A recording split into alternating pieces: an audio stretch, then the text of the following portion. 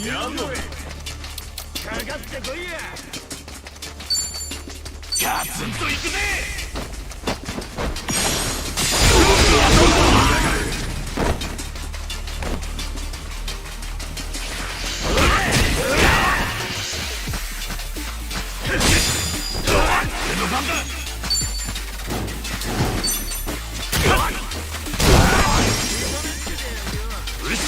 やるぜ。受けてみな。いい風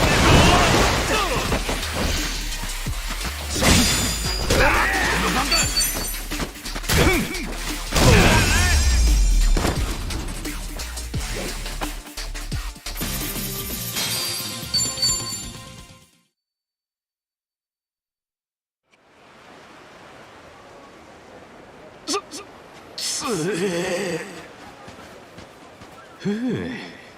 大したことねえな。大丈夫かいカメちゃん。はい、助けてくれてありがとうございました。いいってことよ。気をつけるんだぜカメちゃん。カメが喋った。カメじゃないです、僕ですよ。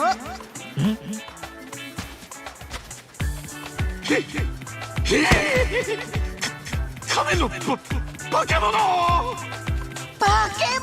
て失礼だな。カメじゃないし、よく見てみてよ、このかわいい顔を。ねえねえ、なんだ君は。だ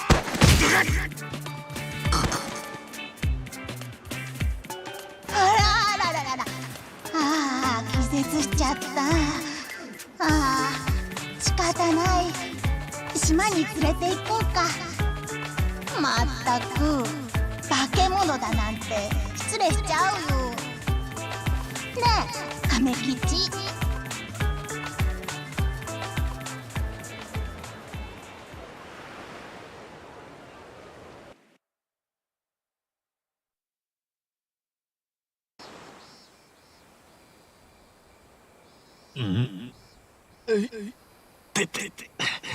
俺頭打っちまったのか。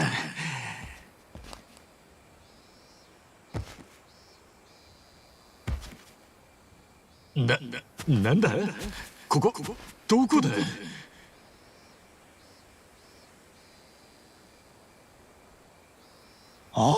目が覚めましたか。よかったですな。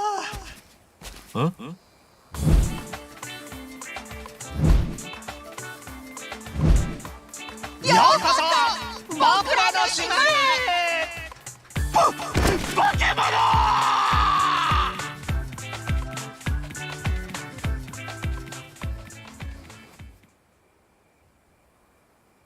化け物じゃないよ。僕の名前はガチャピン。そしてこっちはムック。ムックですぞ。何でも亀吉とガチャピンを助けてくれたとか。その説はありがとうございました。いや大したことはしてねえよ。ガチャピンさんにムックさんだな。俺はカスが一番って言うんだ。よろしくね。カスが一番。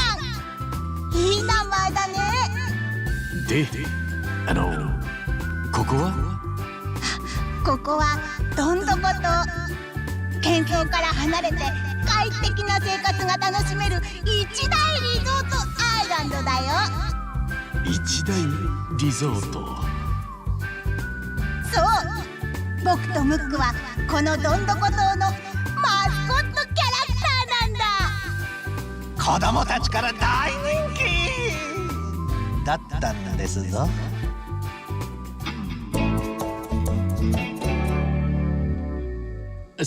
そうか、マスコットね。悪かったな、化け物とか言っちまって。急だったから驚いちまったよ。だが一大リゾートっていう割にはさびれてるっていうか、ゴミだらけじゃねえか。あちゃそれを言ってしまいますか。あれすまん。なんか俺悪いこと聞いちまったかな。ここが寂れたのはゴミの不法投棄のせいなんです。あんたは？私は又吉、このどんどこ島のオーナーをしています。私の仲間を助けてくれてありがとうございました、春日さん。ああ、この島のオーナーさんか。よろしくな。かつてはこの島も自然やエンターテインメントにあふれた和やかなリゾート島でした。たくさんの宿泊客の皆さんが訪れ、島はにぎわい、島民たちも楽しく暮らしてました。しかしある時からクリーンパイレーツという悪徳ゴミ処理業者がうちの島にゴミの不法投棄を始めて。不法投棄？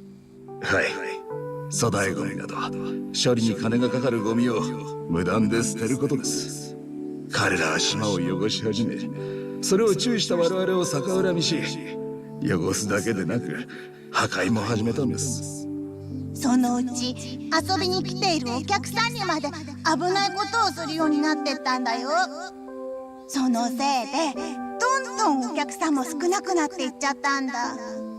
私たちへの嫌がらせや島への不法投棄はその後もどんどんエスカレートしてゆき、しまいにはお客さんだけじゃなく島民までもいなくなり、結果こんな感じになっちゃったんですぞ。今も島に残ってるのは私とこの二人だけ。どんどこ島じゃなくどん底島なんて呼ばれちゃってますよ。ああ、亀吉もいたな。すまんすまん。そうだったのか。ひどい連中もいるもんだな。はい、でも私たちは諦めてません。なんとかもう一度このどんどこ島をかつてのような賑やかなリゾートに戻したい、そう思って今も島に残ってるんです。まあでも無理なのかな。今も不法投棄は続いていて、私たちがどんなに処理をしても追いつかない。私たちも諦めてこの島を出て行った方がいいのかも。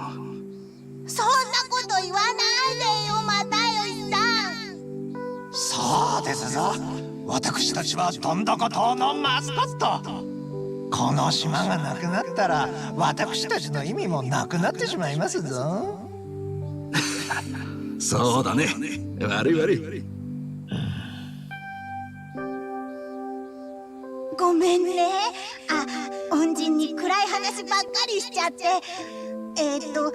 せめて今日くらい明るくやろうよ。そうですな、久々のお客さんですぞ。おもてなしパーティーですぞ。大したものはないですが、もう夜ですし、今夜はこの島に泊まって楽しんでってください、春日さん。なあ、ありがとう。今日は盛り上がりましょう。その辺で採れたキノコでパーティーですぞ。パーティーキノコパーティー、イエーイ。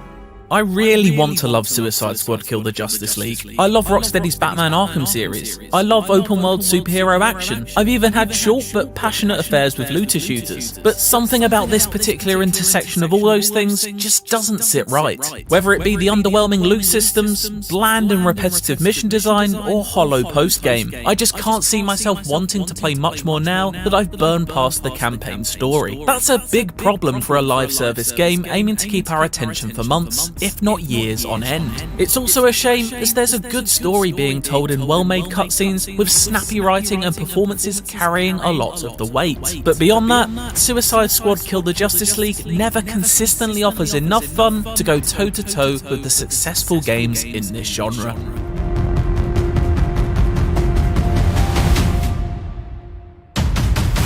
While the comparison might seem like low-hanging fruit, Suicide Squad Kill the Justice League really is of a similar construction to Marvel's Avengers, a game I spent dozens of hours enjoying despite its glaring deficiencies. They're both live service games aiming to offer extensive post-games. Of course, in Avengers' case, that promised service was cut short when Crystal Dynamics shut down development 2 years after launch. For Rocksteady, another famous single-player turned online developer, the first step toward trying to avoid a similar fate would be creating a compelling combat system that makes me want to return to Suicide Squad week after week. But that's something it hasn't quite achieved at this point. I'm liking this run and gunfight thing you're doing, Boomer. The studio, known for revolutionising tight melee combat with its Arkham games, has instead opted to make this a third-person shooter, which is a bold choice, but one that doesn't make complete sense considering the traditional methods of violence implemented by most of Task Force X, aka the Suicide Squad. As far as the story itself goes, it doesn't take a brainiac to work out what's causing the Justice League to act out of sorts as they wreak citywide destruction with glowing-eyed glee. Brainiac's the one finally bringing order to this world, making a home for his people. All this, soon it'll be a new planet Colu. Yes, traditional Superman villain Brainiac has hatched an evil plan to take over the planet and remake it in an image of his own creation, and that involves controlling members of the Justice League's minds. So, and you'll never guess this, the Suicide Squad is called in to kill the Justice League by any means necessary. What threatens to be a straightforward story fans have largely heard before branches out around the halfway point into interesting directions. That's in no small part thanks to the phenomenal character design work and script writing that brings each member of the cast to life as they successfully banter along that tightrope thin line between charming and insufferable. Just picture it. Harley Quinn kills the Justice League. Oh, Sidekick's got something to prove now that the boyfriend's dead. Sidekick? Oh, honey.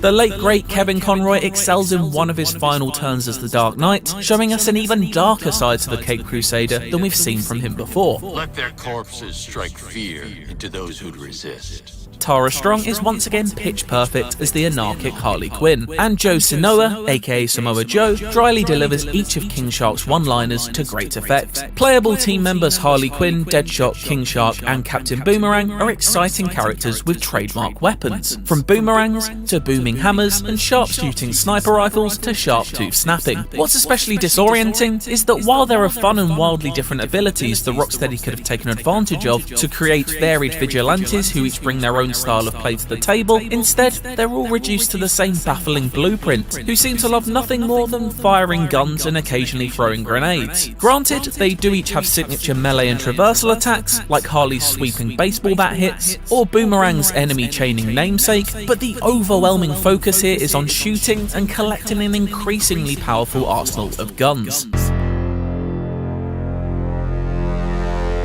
Where the Arkham games had a much more deliberate flow as you waited for enemies to make the first move before delivering crushing counters, Suicide Squad cranks up the speed as you zoom around hurling bullets into bad guys at a relentless pace. It's undeniably impressive at times, with an emphasis still placed on combo chasing and stylish takedowns while taking no damage. There are even bits that remind me of some of my favourite action games, such as the Shield Harvest mechanic, which encourages aggressive play, echoing the attitude of Doom or Control, wherein the best form of defense is to attack even more. As is typical for a class-based game, each character specializes in certain skills and can be tweaked to your liking thanks to extensive skill trees. For me though, the biggest deciding factor in choosing which criminal fit my style best was in testing out each of their movement abilities, as most of them felt clunky at first. After a bit of experimentation, I settled on Aussie inmate Captain Boomerang and his teleporting Speed Force Gauntlet, which I used to flank enemy hordes to my heart's content. I steadily constructed an effective close-up boomerang build with traversal mods that gave me a 40% damage boost to enemies within 5 meters, and paired that with a freezing melee attack and a legendary shotgun that shattered all who got near.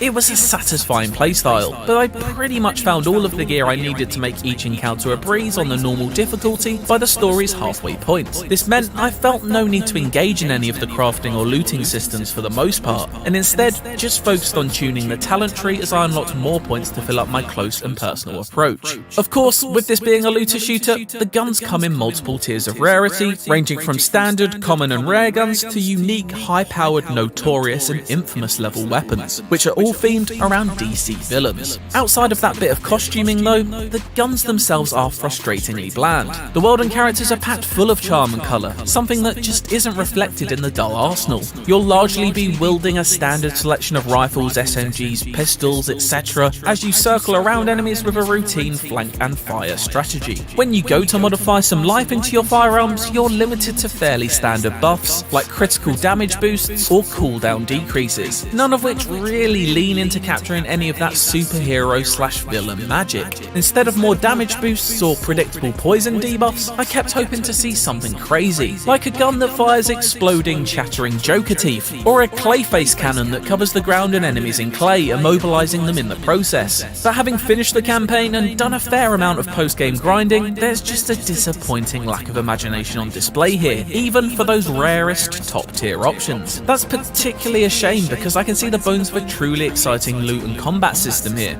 It's just hidden in the blandness of its solid but unspectacular gunplay and weapons. It's not the combat itself that's necessarily the issue either, but more the rinse and repeat encounters you're given to use it in.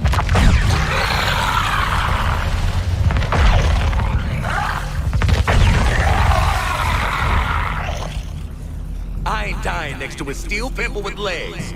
Eyes up, people. Metropolis has come down with a seriously gnarly case of Brainiac-induced acne, as you go around popping seemingly endless amounts of purple spots and monsters who don't have the sharpest AI in the world. One consistent factor, however, is that the vast majority of these enemies are found on top of buildings protecting Brainiac weaponry or causing a general nuisance, which meant most of my time felt like it was just bouncing from rooftop to rooftop, whacking moles. In fact, a steady cadence of cutscene, rooftop battle, repeat persists throughout pretty much the whole of the campaign's roughly 10-hour runtime. It's just a stream of uninspired encounter designs with seemingly no ambition shown toward making any Orphan missions that stand out. Rocksteady built out its Gotham City with numerous landmarks that served as fantastic contained levels inside an open world. In Suicide Squad, however, interesting interiors are kept at a premium, with almost all of the action taking place high above the city and at great speed. Arkham City's combat arenas were so expertly designed, like mini action levels found within a sprawling open world with environmental takedown opportunities and creative ways to move around constantly present. But here, only blink and you'll miss it flashes of this philosophy can be seen. Come on then, you prick!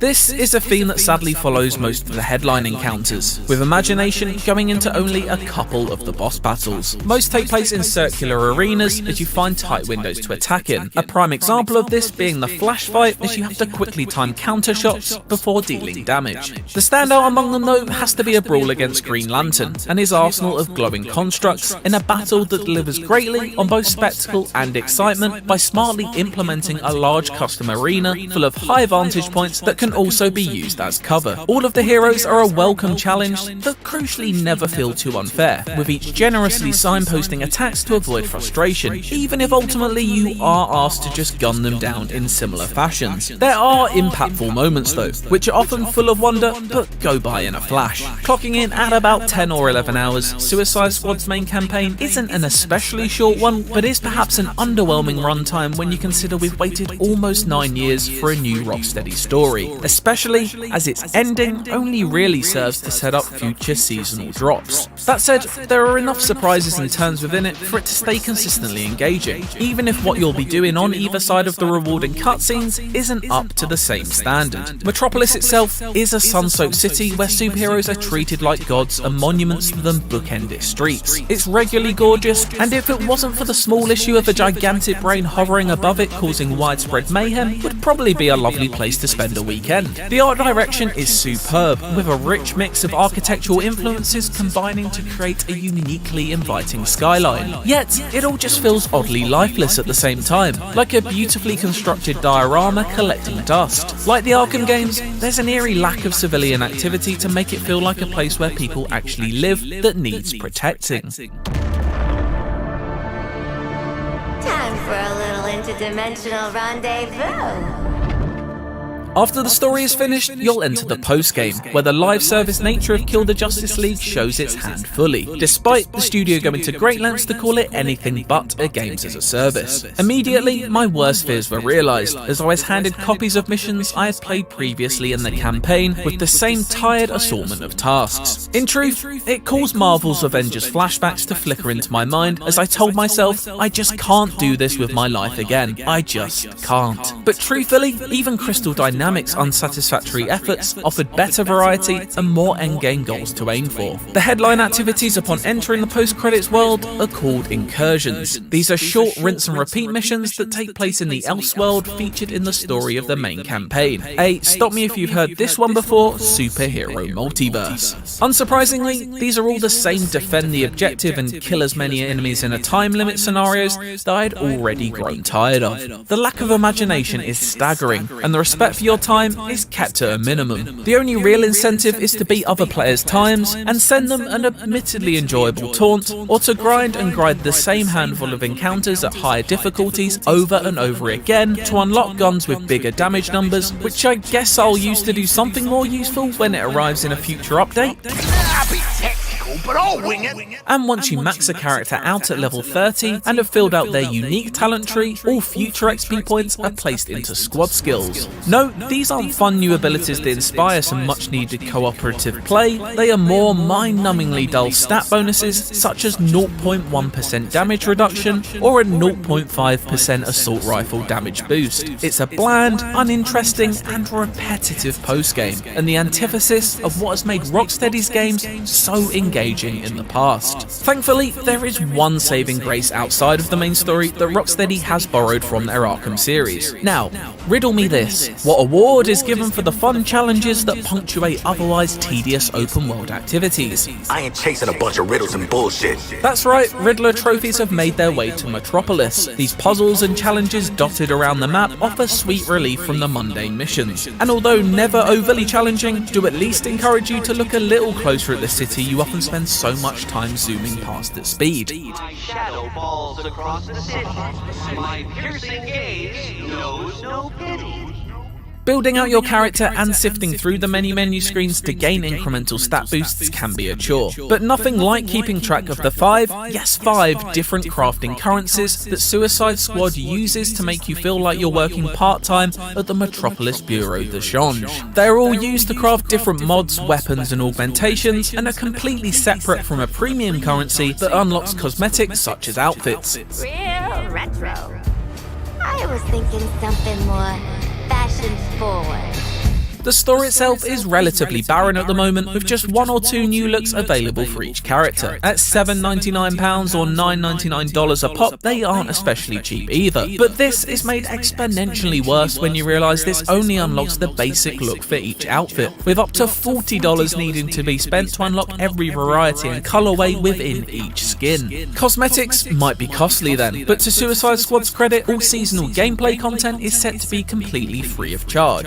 Of course, course, I can only review what's in front of me, but Rocksteady has given us a look at the roadmap ahead, with new playable characters and environments promised thanks to those multiversal Elseworlds. It's unclear how much the upcoming episodic missions will truly move the story along, but plenty of remixed activities, enemy variants and cosmetic drops are a certainty. While I do find the combat to be enjoyable, I'm not sure it ever offers the variety or dynamic edge needed to carry Suicide Squad on its back without the promise of more story propping it up. The unsatisfying cliffhanger ending of the campaign does firmly hint at what we'll be doing in each of the seasons, and I truly hope it does move the story along considerably each time, but I have my doubts. I think it's far more likely that I'll wait months down the line to see just how much has been added before revisiting the story, rather than checking in monthly to be fed the next scrap. It all prompts the biggest questions surrounding Kill the Justice League.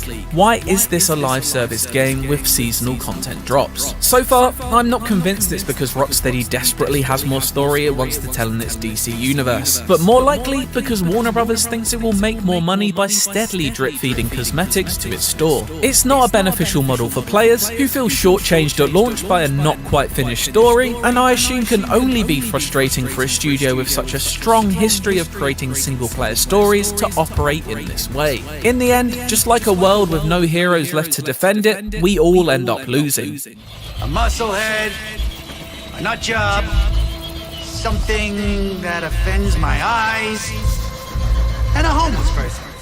Suicide Squad Kill the Justice League is a thoroughly frustrating game to play. There are things to enjoy here, with combat that's snappy enough to carry it through a genuinely good DC Comics story, artfully dressed in high production values, but everything else just falls down around it. Engaging mission design is nearly non-existent, the looter-shooter mechanics are tired and dull, and the grotesquely repetitive post-game leaves little to nothing to do of interest. The result is a bit of a mess that doesn't ever impress with any of its numerous ill-conceived ideas. It's not bad, it's just disappointing from Rocksteady, pioneers of single-player story action chasing already outdated multiplayer trends. A city of tomorrow built on the unstable foundations of yesterday.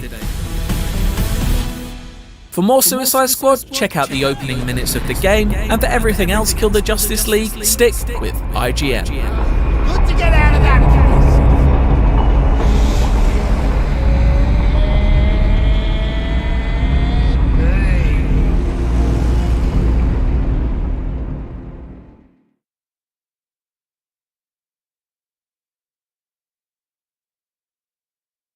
There are so many great things to do in gaming, and most of them come hand in hand with making the player feel like they've accomplished something. One particular highlight is the joy of unearthing a well-hidden secret in your favorite open-world title. The same kind of feeling I get encountering my co-workers out in the wild, only the secret encounters don't run away from me and pretend I don't exist. But enough of me, I'm Ewan, this is What Culture Gaming, and here are 10 unique open-world game secrets you need to find. Number 10. The Lemoyne County Ghost Train. Red Dead Redemption 2. Red Dead Redemption 2 is a game so massive and brimming with secrets that it could easily take up every space on this list. You can find all sorts of crazy stuff, from vampires to UFOs, robots, and even a man who's dressed up like the devil. But for this one, we're talking about ghost trains. Hell yeah, love me a good ghost train. The Lemoyne County Ghost Train is a truly mysterious secret you can find in the seminal Rockstar sequel. To uncover this eerie sight, you need to head to the northwest region of Lemoyne County and follow the train tracks until you reach the county's welcome sign. If you hang around until 3 AM, then mount your horse and ride around the tracks, you'll eventually see a haunting image as a spectral train appears. You can follow it along and gaze at its creepy beauty for a short time before it fizzles out. Now, the train doesn't always appear, so if the sun comes up, just camp out and try again the next day. You will eventually come face to face with the mysterious locomotive, and then you can tick it off your RDR2 Easter egg bucket list. Man, it is an actual tragedy that we never got an Undead Nightmare themed DLC for this game. Number 9. Cuckoos can be used as weapons. Legend of Zelda, Breath of the Wild, and Tears of the Kingdom. The phenomenal Breath of the Wild and Tears of the Kingdom take open world gameplay to the next level, as they let you approach the game however you see fit. As such, there's an endless array array of creative combat methods for taking down enemies, and this has to be one of the funniest. If you get your hands on a cucco, take it with you to meet some enemies and let those enemies get a hit on the little creature, then all hell will break loose. A collection of cuccos will flock to defend their brethren and can deliver a surprising amount of damage. I mean, now that I think about it, if you look at these guys, look at those eyes. There's murder in there. This trick is effective against all sorts of enemies, ranging from bokoblins all the way up to Hinoxes. Hell, some players even managed to beat Calamity Ganon with them, which is a pretty impressive feat. Number 8. The Super Mario level, Dying Light. Secret hidden levels in video games are a pure delight, especially when you find yourself transported to an entirely different game. In some cases, these unexpected homages feel appropriate, but then there's Dying Light, which can be bizarrely turned into a Super Mario game. Yahoo! If you're exploring the fictional city of Haran and head on over to Old Town, you can find an out-of-place green pipe inside a chimney. Go up to it and press F, for respects of course, and you'll find yourself transported to a World 1-to-1 inspired Mario level inside this zombie game. This little Easter egg comes complete with a running course designed to emulate the iconic first level of the original Super Mario Bros. It even has shrunken down zombies styled to look like Goombas, adding to the authenticity of the hidden level with some hilarious visuals. Number 7. The Black Cell Phone Cheat, Grand Theft Auto 5. Grand Theft Auto games have always had an affinity with cheat codes, and GTA 5 is no different. However, this specific cheat is so niche and obscure that it makes you wonder why it was even put there by Rockstar in the first place. You can use your cell phone in the game to call various numbers, with some giving you fun gifts like increased running speed, explosive melee attacks, or spawning an array of vehicles. But something truly bizarre happens if you dial this number, 1-999-367-3767. This will direct you to a caller named Black Cell Phones and will trigger an explosion over your head. Then, if you look back at your phone, you'll notice that it has changed to a pure black color,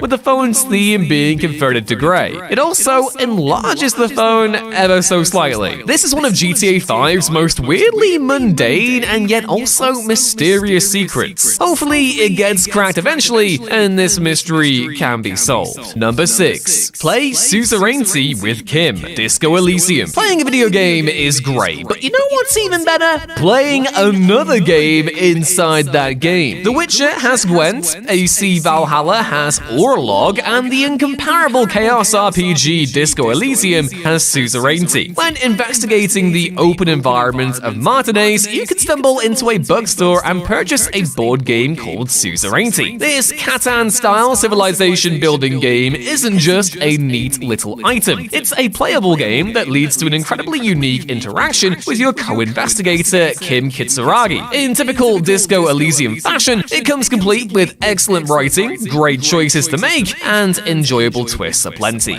Number 5. Getting your hands on Excalibur, Assassin's Creed Valhalla. The Assassin's Creed franchise is full of so many ups and downs, it's basically a very pointy, stabby roller coaster. But many would agree that AC Valhalla is an enjoyable installment with a stunning open-world look at Anglo-Saxon-era England. To really sell that world is the inclusion of the legendary sword of King Arthur, which, yes, you can wield. If you want to get your hands on this iconic weapon, then you can find it in Murden's Cave in Hampshire. Sounds a lot like Merlin. Good, I see what they did there. Oh, but don't think you can just stumble upon the legendary sword in the stone and pick it up. It takes a metric ton of work to free this sword, as you've got to prove yourself worthy of it. You do this by uncovering 11 mysterious tablets, most of which can be found in Treasures of Britain caves, with a few held by zealots found throughout the land. Once you've completed the big old task of gathering them all, you can return to the cave and grab Arthur Pendragon's iconic blade. It's a lot of work, but getting the epic endgame weapon is totally worth it. Number 4. The Of Dairy and Darkness quest, The Witcher 3 Wild Hunt. If you're lactose intolerant, then look away now and close your ears for your own good. We're going to be milking this one for all it's worth. You can discover this quest in The Witcher 3 Wild Hunt by stumbling upon Aramis's abandoned manor in Oxenfurt, or purchasing the lizard figurine in the Gildorf shopping district of Novigrad. Either way, you'll need to do both, so be sure to note note them down. If you take the item and use it on a magic circle in the building, then you'll be transported to Aramas's secret laboratory, where some surprises await. In this strange place, you'll learn that Aramas was a Tyromancer, i.e. a magic user who specializes in the use of cheese. Awesome!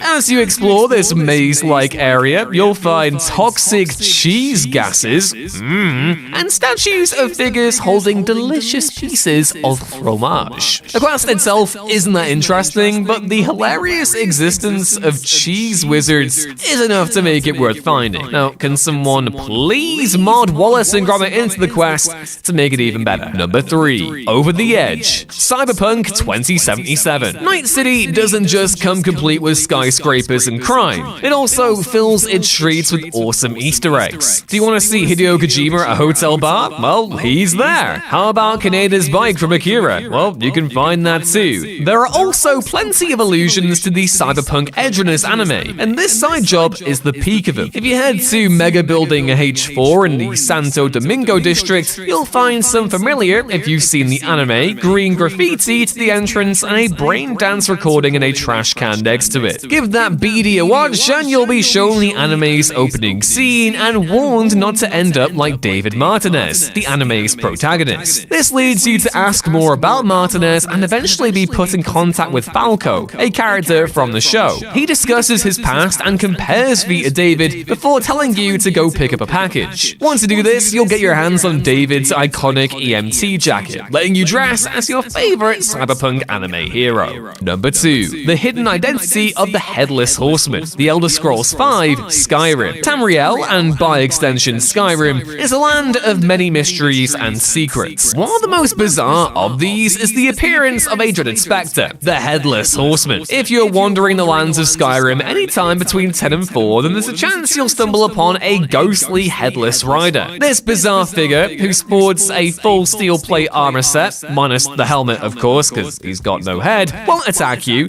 and you can't attack him. But if you follow him, he'll lead you to a Nordic ruin called Hamdir's Rest. There's no explanation for this character or quests attached to him, but some have theorized that the popular song Ragnar the Red holds the key to his identity. Ask any bard to sing the ballad and you'll hear references to Ragnar's riding patterns and his being beheaded, which many have linked to the Horseman. And number 1. The surprising benefits of the water pistol.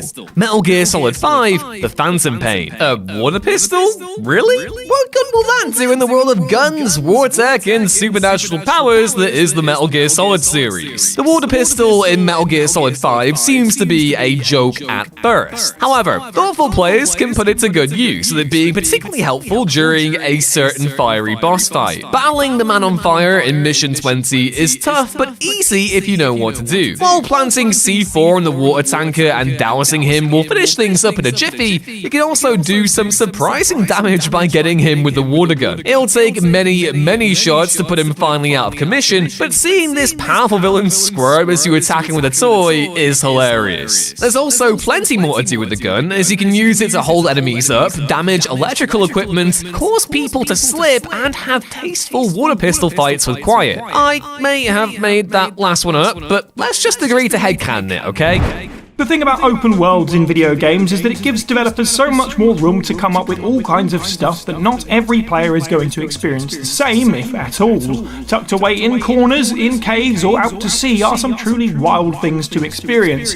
If you're lucky, your exploration will pay off and you'll come away with some pretty incredible loot. I'm Cy for WhatCulture.com, and these are 10 insane weapons hidden in open world games. Number 10. Windshear, The Elder Scrolls V Skyrim. When Skyrim released in 2011, it instantly became one of gaming's most beloved open worlds by being unbelievably deep. Countless quest lines set us off into the far reaches of the land, searching for adventure and stories to tell our friends about scraps with the ice giants or the crazy loot we found. Depending on how you played the game depended on what you might find out there. The Windshear sword can only be obtained if you take on the Hail Sithis quest, which means if you elect to destroy the Dark Brotherhood, then you won't get a chance to wield it. The quest allows you to board the ship the Kataraya by climbing the boat and walking along its bowstring strip, you can find the wind shear lodged into the wood. The wind shear is a single-handed weapon, but in order to make full use of it, you should be unequipped in the other hand so you can utilize its bash skill. What makes the wind shear so special? It can stun any enemy on either of its 2 swings for 1/10 of a second, from lowly skeletons to even dragons. Thus, if you're bold and swift enough, the wind shear can get you through most any battle the game has to offer. Time to go back and show that ice giant what for. Number 9, EXP Caliber Dying Light. Techland's Dying Light games feature a variety of weird and wacky weapons that can be found in their open world cities to keep the games fun and fresh. One such piece of equipment is the first game's literal sword in the stone, EXP Caliber. XP Caliber? Exp Caliber, okay, I get it. From Fisherman's Village, if you swim out southeast from the mainland, you'll find a small outcropping of rocks in the ocean. Hidden from view is the Exp Caliber impaled on a corpse, quite literally hoisted by his own petard. He won't part with it easily, and you'll need to hold down the button to retrieve it for a couple of minutes before you rob the poor guy blind. Don't rush away as soon as you grab the weapon, however, as waiting for a further 30 seconds gets you perhaps an even more vital reward. Suddenly the corpse will set alight, and where the body once was now lies the blueprints for the Exp Caliber. The sword is able to slice through most enemies easily enough, but it doesn't have a lot of resilience and it can't be repaired, which is precisely why you want to grab that schematic to build more. It may not be the most powerful weapon in the game, but it's definitely an unexpected delight for those taking a splash in Harren's shoreline. Number 8, Alien Blaster Fallout series. Forget radiated monsters and ghouls. Unless you're a diehard fan of the series, you might not know that there is extraterrestrial life in the Fallout series. Ever since the original, there have been little nods, and the Alien Blaster weapon is something that has appeared in every mainline title and some spin-offs too. Typically, in games like Fallout 3 and New Vegas, the Alien Blaster can be found hidden away in certain spots of the map. If you're lucky enough to come across a crashed spacecraft of some description, rummaging through the wreckage will reward you with this unexpected firearm. It cuts a unique profile compared to most of the ancient human-made weapons of the franchise, and being a laser blaster certainly stands out. In Fallout 3 and New Vegas in particular, the Alien Blaster is considered one of the most powerful guns in the game and lands a critical hit every single time. It's not quite as useful in Fallout 4, but if you want to try it out for yourself, you'll have to find a UFO crash site north of Vault 81 and face off with the ship's alien captain to claim it. Show that little green man how we do things here down on Earth. Number 7, Arendite, The Witcher 3 Wild Hunt. In the original Witcher, Geralt lives out the tale of Excalibur and the Lady of the Lake by getting his hands on the monster-slaying sword Arendite. Canonically, our hero loses the blade in the prologue of Witcher 2 into the mouth of a dragon. A quest in the third game's Blood and Wine DLC, There Can Only Be One, allows the player to finally reclaim this lost weapon. The hermit guarding Arendite will only let those of chivalrous nature get their hands on the blade. Players who have completed other quests in the game that express their honour, wisdom, generosity, sympathy and valour can therefore satisfy the hermit's requirements. He will then challenge you to a one-on-one battle. To the victor go the spoils, and the Lady of the Lake hands over Arendite to Geralt and politely requests that he not misplace it this time. Arendite has a lot of awesome features that make it far and away the best silver sword in the game. First of all, striking with the weapon increases a charge by 10% each time,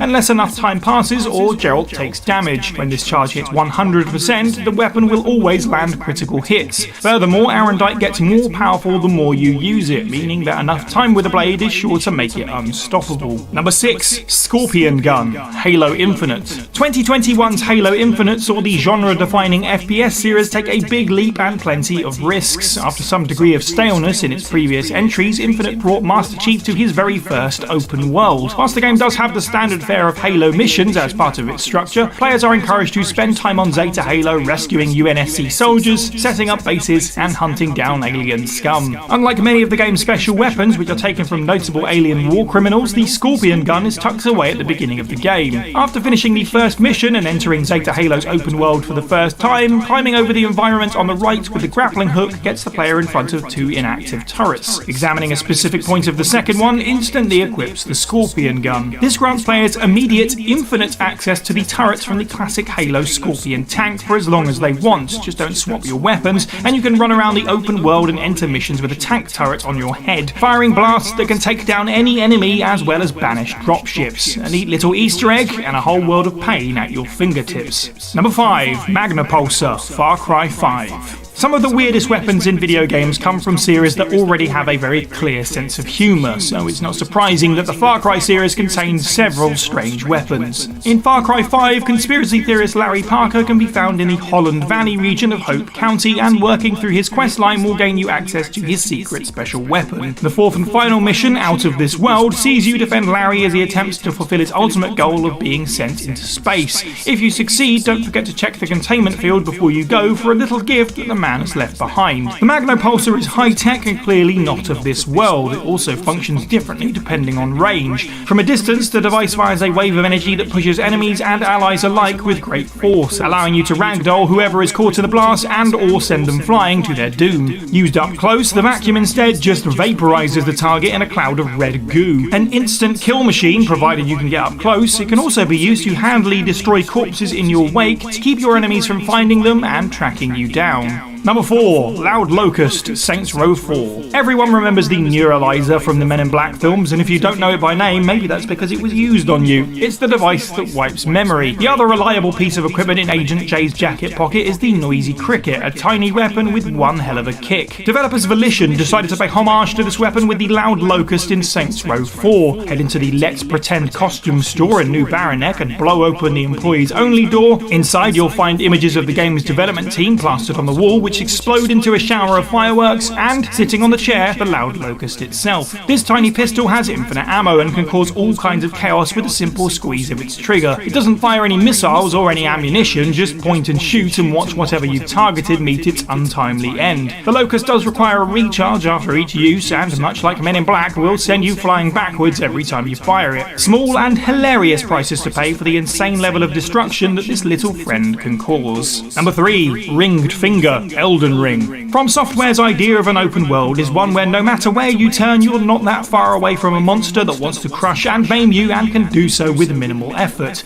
Luckily, there's also plenty of goodies tucked away for players keen to explore, including the only weapon on this list that appears to be alive, the Ringed Finger. In order to give your enemies the finger, players must find the secret opening in Mount Gelmor to find Gelmor Hero's grave. Taking the elevator down to the Site of Grace and swinging a left, eventually you'll find a room filled with lava and a chariot enemy that can kill you on contact. Carefully dodging the foe into side rooms and then walking through the lava at the bottom to a hidden side room rewards brave players with a chest containing the Ringed Finger. As a hammer-style weapon, it's slow to swing, but despite all this, it's well worth having the Ringed Finger on your side for its unique skill. The claw flick sees the finger swell in size, flex, and then ping your enemies into oblivion. It's decent at taking down poise and breaking defenses, and presumably scratching really big itches. Number 2. The Left Finger of Glover, Dying Light 2. Giant fingers are all well and good, but swinging such a thing at your enemies is unwieldy. No, sometimes subtle is better, and why use a grotesque giant's finger when you can hide a weapon inside your own digits? The Hands of Glover are a long-running gag that started in Techland's zombie action RPG Dead Island. As a nod to lead developer Bartosz Glover Kluon, the Easter eggs have continued forwards into the Dying Light games, first with the right hand and now with the left finger. After completing the Dying Light 2 mission Broadcast, you can scale the VNC Tower and from there jump to a specific skyscraper in the Garrison District. Once you land, there's a cabling puzzle to complete that requires making some pretty deftly leaps off the building and back in at lower levels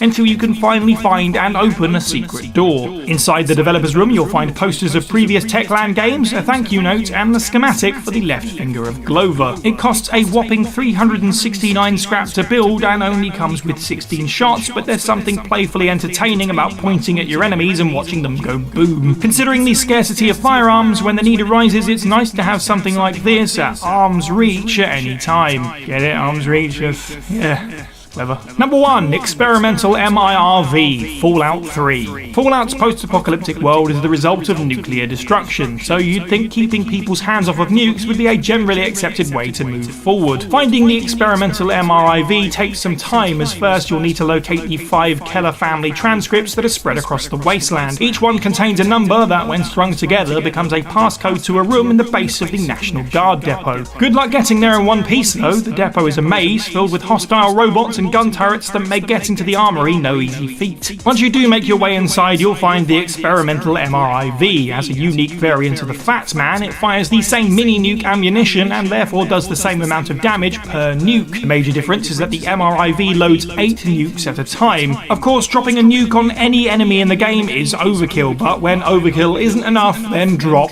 8 nukes. Considering that there's only 70 mini-nukes that can be found in the open world of Fallout 3, and you need 8 at a time to load this weapon, the fun you can have with it is limited. It's also limited because you're pretty likely to blow yourself up with it. Turns out that nuclear weapons are not a toy. Who knew?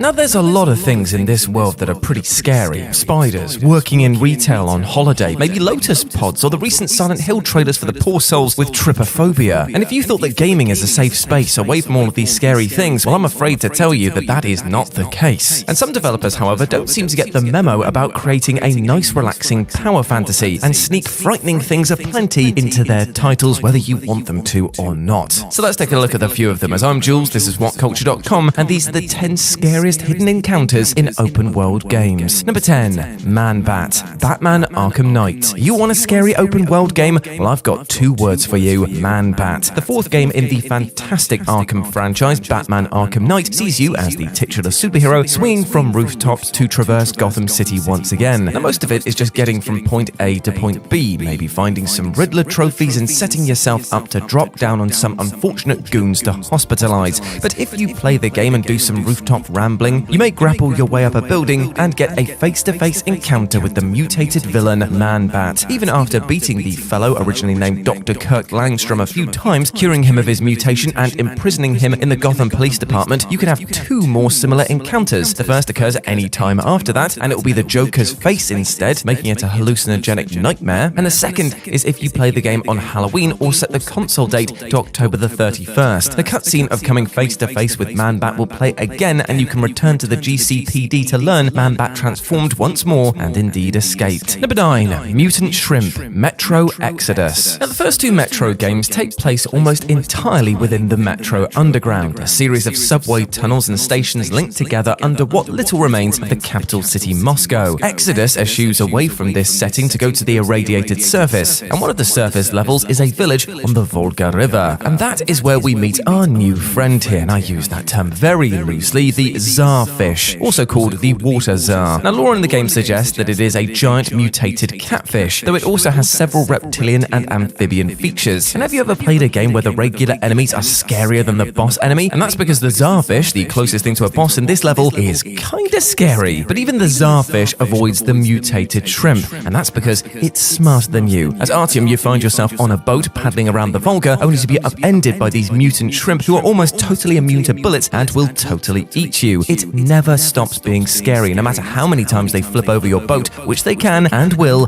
do more than once. Number 8, Wolf Spiders, Grounded. Grounded is a small game with a novel motif ripped straight out of Rick Moranis' film from 30 years ago, made by the tiny independent studio known as... Wait, Obsidian made this game? Oh, that's right. While most of the studio was working on the fantastic space RPG The Outer Worlds, a small team of about a dozen developers worked on Grounded. Inspired by the films A Bug's Life and Honey, I Shrunk the Kids, Grounded sees a bunch of teenagers shrunk down to the size of a small insect. They must navigate the now gigantic world that they've lived in and stepped over hundreds of times, thwart an evil corporation, and survive a horde of hostile insects, arachnids, and mind-controlled bugs. And yes, the arachnids are aplenty here, because you have to fight some scary spiders of the orb weaver variety, and that is pretty bad. But the yard you're navigating also has some gigantic, to you at least, wolf spiders. The wolf spiders are extra terrifying because they're stronger, faster, larger, and their bite can cause a poison effect. Oh, and they can also leap out from the grass from beyond, where you can actually see them and land on top of you almost silently. Oh, brilliant.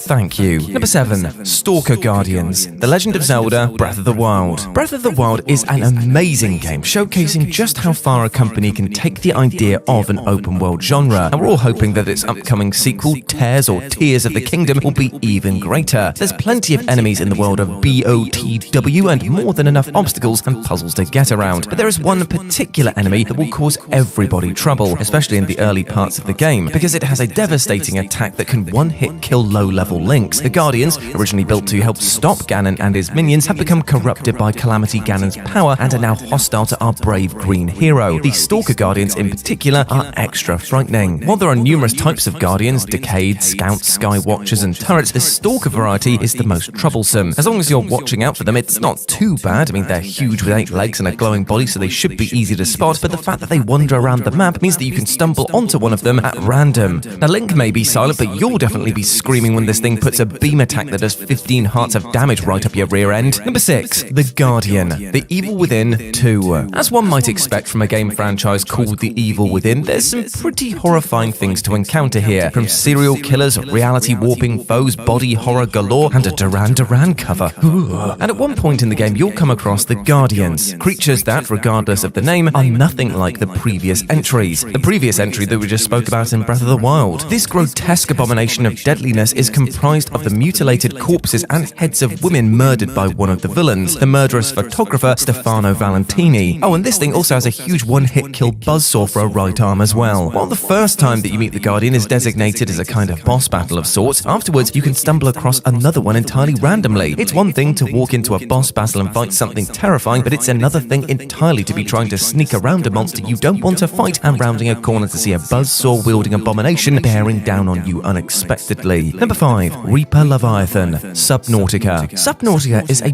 beautiful, mostly peaceful romp throughout an underwater world of discovery and adventure. Now, I say mostly peaceful because there are a few scary fishies down there waiting to bite your toes off and inflict deadly diseases. And of course, you have to deal with the lonely existence of being the only survivor of your crashed spaceship. The creators of Subnautica cited some fairly peaceful inspirations: scuba diving, James Cameron's documentary filmography, and the desire to make a peaceful game in the wake of a lack of progress on fighting school shootings in the United States. Hence why there are almost no weapons in this game, and the major gun you can get is a stasis rifle, not a deadly firearm. But deep in the depths of the underwater world are terrifying creatures that will absolutely kill you. The Reaper Leviathan, for example, has a tendency to remain in the depths, but will sometimes come up towards the surface looking for prey. And just for the record, that prey is you. The extra terrifying part is that they like to sweep in and attack you from behind, gripping you and spinning you around so that the last thing you see in your newly pee-filled scuba suit is their rows of sharp, very sharp teeth. Number 4, Creepers, Minecraft. Similar to the previous entry Subnautica, Minecraft was built with an eye towards pacifism, which, if you know anything about the guy who originally developed the game, is, well, a bit awkward given his public calls to have people who disagree with him shot. But even amongst the voxel-like worlds of mining, building and exploration, there are a few hazards: falling in lava, starving, maybe crying yourself to sleep at night because you accidentally hit a wandering sheep with your pickaxe by mistake. But above all that you must deal with are the little green ninja-like monsters called creepers. These things have only two desires in this world: to kill you and to destroy your stuff. And while not particularly threatening at a distance where you can see them and pick them off or get around them, they can be very problematic up close. They make no noise as they saunter up to you from behind, until that is they start hissing to let you know that they're about to explode, taking you and a third of your fancy house with it. Number 3, Chimera House, Red Dead Redemption 2. There's a long list of possible choices for scary encounters in Red Dead Redemption 2. The Nosferatu-like vampire in Saint Denis that you can find by locating the epicenter of a series of vampire attacks, the serial killer that you can track down that ultimately gets the drop on you, but there's been plenty of videos about these two. So what we're going to do today is talk about something slightly different, and that is the scariest thing that you can come across at the Van Horn trading post, which is Chimera House. Now, set in a small idyllic forest clearing is a very nice 2-story house. Like many buildings in the game, the doors are locked and inaccessible. However, a second floor window is hanging open, and if you figure out a way to climb just right, you can get onto the porch awning and climb into the window. And if you glance through the window, it's actually difficult to see anything inside. Daytime makes the unlit room darker than the outside, and nighttime, well, it's even darker inside than out. But once you climb in, you can see a gigantic chimera, which the Frankensteinian creator has dubbed Immensa Creatura. Sewn together from the parts of a bear, a boar, a vulture, and a human, amongst other animals, the man-made mutant, as Arthur calls it, is terrifying if you aren't expecting it. And honestly, even if you are, it's still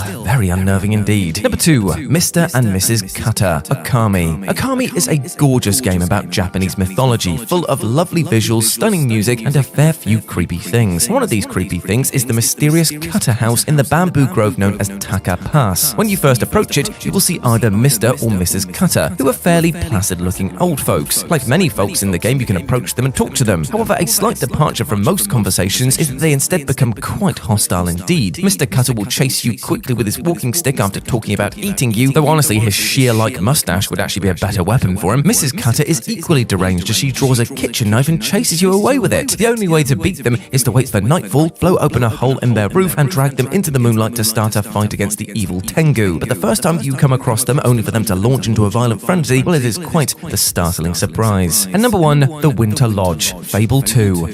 Peter Molyneux, so full of hope and glee and false promises, even with the overblown ego of promising the world, nay, the universe in each of his titles, 2008's Fable 2 still managed to sell millions of copies and earn a place on many greatest game of all time lists. Now, within the game, there are 9 demon doors, optional quests revolving around completing a certain task or acquiring a specific item in order to pass through the door and retrieve a special item from the new realm within. And one of these realms is known as the Winter Lodge. Entering the realm, you find yourself on a snowy pathway on an idyllic hamlet. The path is gently lit with flickering lanterns, and at the end is a cozy little cottage. All seems peaceful and nice, right? Well, that is true right up until you enter the house, and with no prior warning, a sharp chord sounds and the whole world flickers into a dark, horrifying realm. Even after you grab the item and leave the now decrepit cottage, the once idyllic scene is replaced by dirt and darkness with oubliettes hanging where the cute lanterns once were. It is chilling.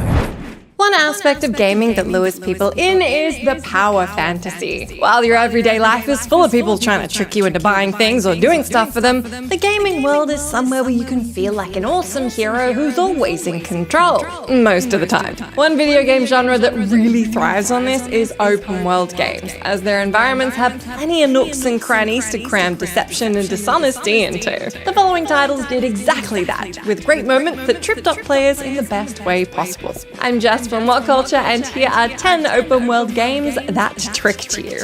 Number 10, Madness of the Stones, Assassin's Creed Valhalla. Ubisoft has created some wonderful open worlds across the Assassin's Creed series. Assassin's Creed Valhalla's Anglo-Saxon England is among them, and there's a lot of captivating stuff to discover, including this trippy as hell world event. When exploring Kent, you might stumble across a madman talking to, or rather shouting at, a circle of stones. He claims that they change number every time he counts them, so he asks you to give it a go. And that seems simple enough, right?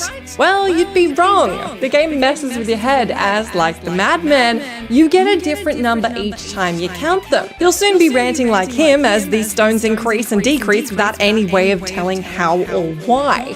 It somehow gets even weirder after that, as after a few tries, Ivor hallucinates and the madman turns into a stone. What in the name of Odin is going on here? The world event then concludes with no effort given to explain the surreal phenomenon. If you thought AC Valhalla was all killing and raiding, you were clearly mistaken.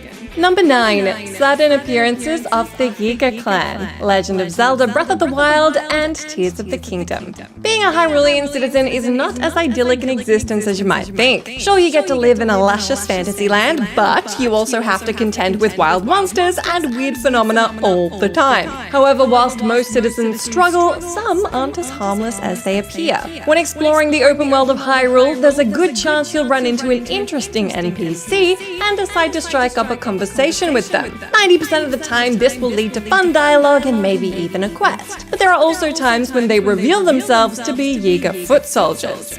This dastardly clan of Shiga assassins/thieves appear throughout the land as regular citizens, who lure you in before attacking you. You can expect to see them plenty of times in both Breath of the Wild and Tears of the Kingdom, and they sure are a nuisance. These NPCs are as slippery as the peels of the bananas they love so much. You're left to constantly scream, "Not again," every time they get you.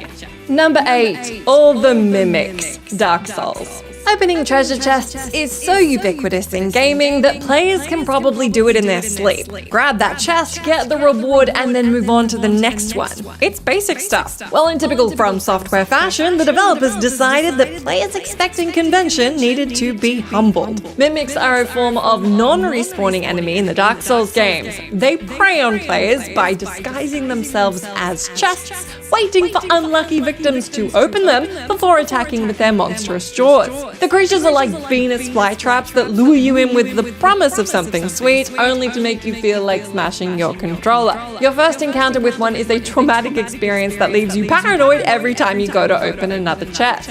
Now, calling Dark Souls an open world game might be a bit of a stretch, as it takes more of a wide linear format. Still, it just about qualifies, and these iconic tricksters can't be ignored on a list like this. Their promise of bountiful treasure turned to brutal damage is gaming trickery at its finest.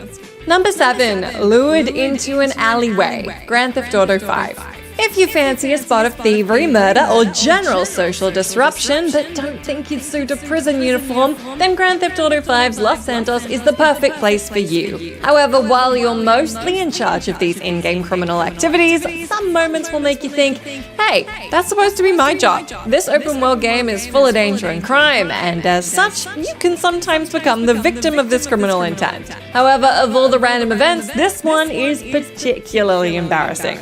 If you choose to hang about in La Mesa next to Ammunition, then you might encounter a woman calling out for help. The nicer among you will follow her, hoping to be of assistance. But that's when she and a male friend jump you, pulling guns and demanding your money. Uh-oh. Of course, their guns are about as threatening as pea shooters compared to your brutal arsenal in GTA 5, but even so, you'll be kicking yourself for falling for such an obvious trap.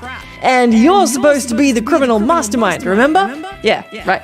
Number 6. That is not Bruce Wayne. Batman Arkham Knight. The Batman Arkham games famously love to misdirect you. Hell, Scarecrow spends almost all his time in Batman Arkham Asylum and Arkham Knight messing with your head. Still, he's not the only villain with tricks up his sleeve. During the Friend in Need Most Wanted mission in Batman Arkham Knight, you're made to check in on Lucius Fox in Wayne Tower. On the way, you'll step into an elevator and emerge as Bruce Wayne. Your thought process then goes a little something like this. Cool, I'm Bruce Wayne. That's a nice change of pace. Wait, why am I beating up Lucius? What's going on? Why is Batman here? Am I not playing as Bruce? It turns out that once you exited the elevator, you switched to the perspective of Thomas Elliot, otherwise known as Hush. This popular DC villain is known for his obsession with childhood friend Bruce Wayne, and had plastic surgery to look just like him and enact his own twisted revenge. This is a genius way to work Hush in, as one of his goals is to make everyone think he is Mr. Wayne. If he managed to trick you, then Gotham really was close to being in real danger. Number 5. The Haunted House. The Witcher 3 Wild Hunt. Geralt of Rivia has to contend with many terrifying things in The Witcher 3. That said, exploring a haunted house is still scary, even within his deadly line of work. During The Witcher 3's Novigrad Dreaming quest, you venture on a mission to find Corinne Tilly. This quest takes you to a supposedly haunted house she's attempting to save. Ooh, spooky. The owner of the residence tells you about the strange events plaguing the building, causing you to investigate with trepidation. Upon finding Corinne, you discover a freaky ghost child standing over her and giving her nightmares. So the house is really haunted. Well, no, not really. After some investigation, you discover the culprit is not a ghastly ghost or ghoul, but rather a little godling named Sarah. Godlings do look creepy, but thankfully they're mostly harmless. Naturally, once you've unearthed her ruse, you can either evict Sarah or let her stay. The latter leads to a wholesome outcome where she and Corinne move in together. Number 4. Tricked the whole time. Shadow of the Colossus. This is one of the most infamous tricks ever played on gamers, so it was an absolute shoo-in for this list. The story to this gorgeous and iconic open-world game has you take on the role of a young man called Wanda, who seeks to resurrect his dead love, Mono. To do this, he must kill the 16 massive beings known as the Colossi, who act as the guardians to Dormin, a supernatural being capable of resurrecting your dead love. So you're a devoted lover battling against scary monsters. That seems fair and perfectly just. Well, that's what you believe throughout most of the game. However, after a while, it becomes clear you've been duped. The more Colossi you kill, the more suspicious the situation becomes, culminating in a heartbreaking ending where Dormin revives Mono, but takes control of Wanda's body. It turns out this evil spirit was using you the whole time, and those monsters you killed were the guardians of the land. Team Ico seamlessly tricked you into becoming the villain, and by the end, all you can think is, oh god, what have I done? Number 3. A Kill Lake Dragon Surprise.